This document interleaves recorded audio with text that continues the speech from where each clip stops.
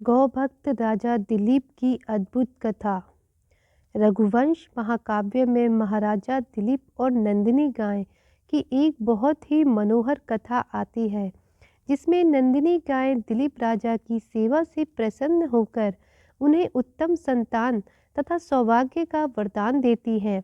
यह कथा गाय माता की महिमा को प्रत्यक्ष रूप से प्रकट करती है।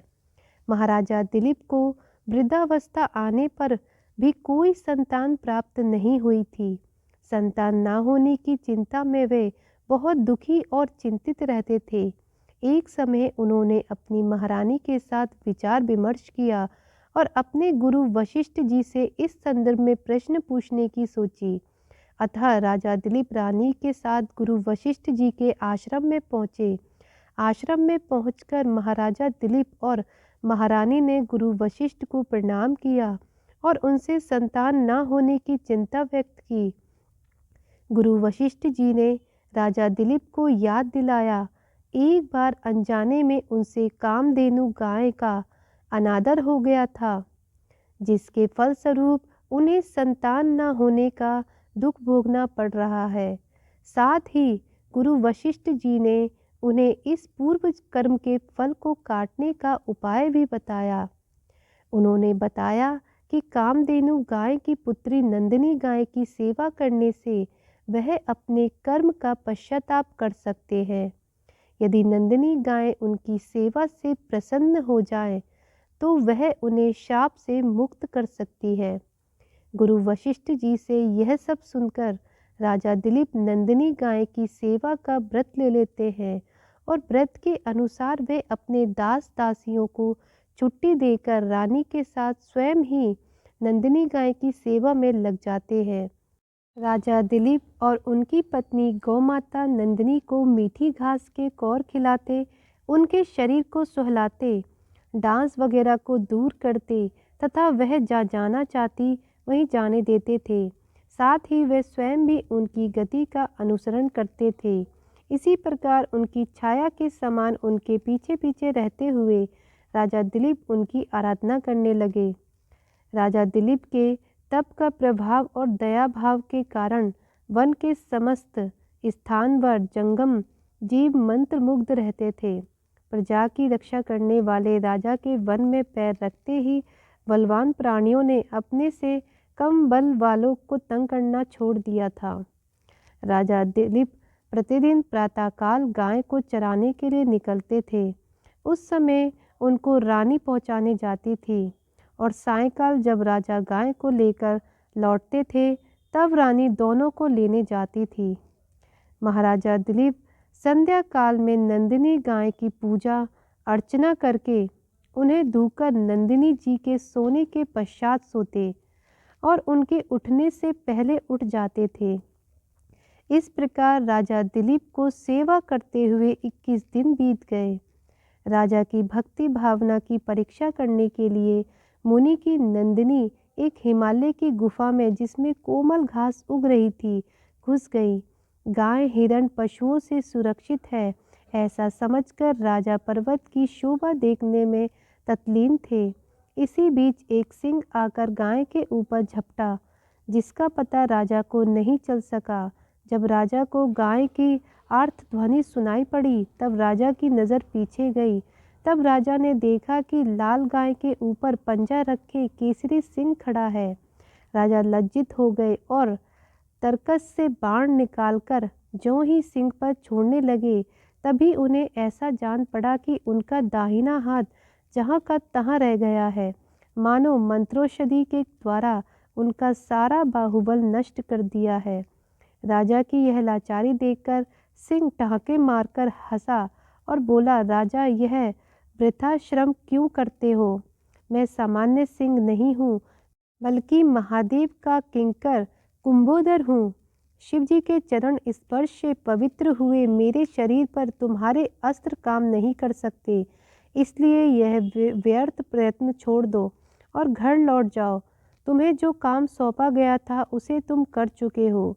तुम्हारी गुरु भक्ति सिद्ध हो चुकी है, जिसकी रक्षा शस्त्र से नहीं हो सकती। उसके बचाने में शस्त्रधारी क्षत्रिय निष्फल हो जाए तो इसमें लज्जा की कोई बात नहीं। इस पर राजा दीनतापूर्वक जवाब देते हैं, हे मृगेंद्र, मैं हिलडुल भी नहीं सकता हूँ, इसलिए मेरा कहना तुम्हें हंसने योग्य भले ही लगता हो, परंतु यह नंदिनी गाय गुरु अग्निहोत्री जी की कामधेनु का धन है। अपनी आंखों के सामने मैं इन्हें नष्ट होते हुए नहीं देख सकता, इसलिए तुम मुझ पर कृपा करके मेरा शरीर ले लो और अपनी भूख मिटाओ।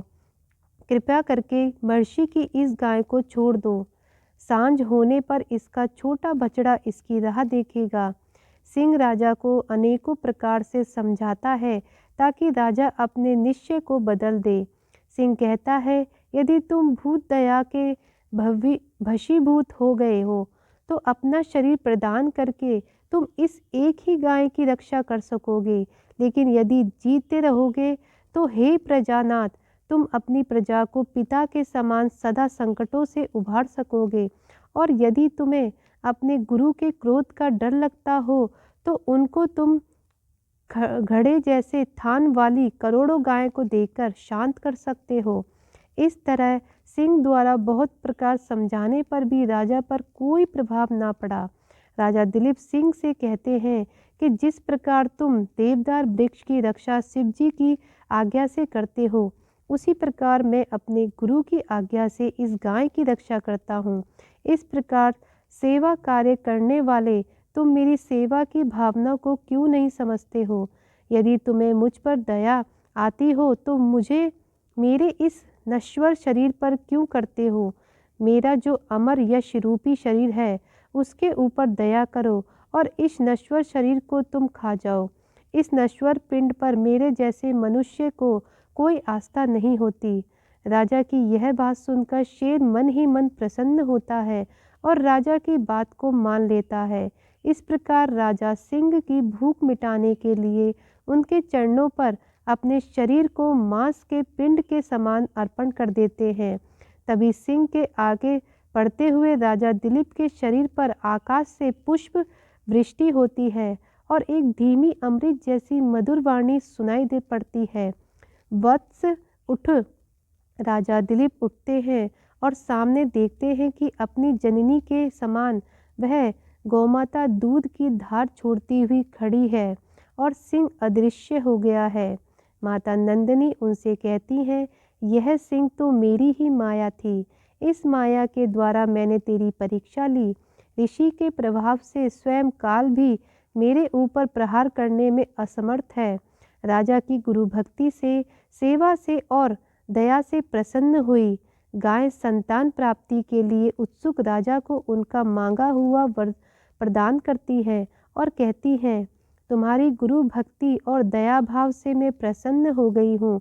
पुत्र, तू वर मांग, मैं केवल दूध ही नहीं देती, ऐसा ना समझ मैं नंदिनी हूँ, प्रसन्न होने पर जो चाहे सो दे सकती हूँ। गाय को बचाने में प्राण अर्पण किए जाए या करोड़ों गायों का दान पुण्य प्राप्त किया जाए, इस धर्म संकट में एक को चुनने में राजा को देर नहीं लगी। फलस्वरूप राजा दिलीप को गौरक्षा और सेवा का सच्चा मार्ग प्राप्त हुआ, जिस पर चलकर उन्हें समस्त रिद्धि सिद्धि प्राप्त हुई। तो भक्तों, आपको वीडियो कैसी लगी कमेंट करके ज़रूर बताना। अब मिलते हैं अगली वीडियोस के साथ, तब तक के लिए जय श्री कृष्ण।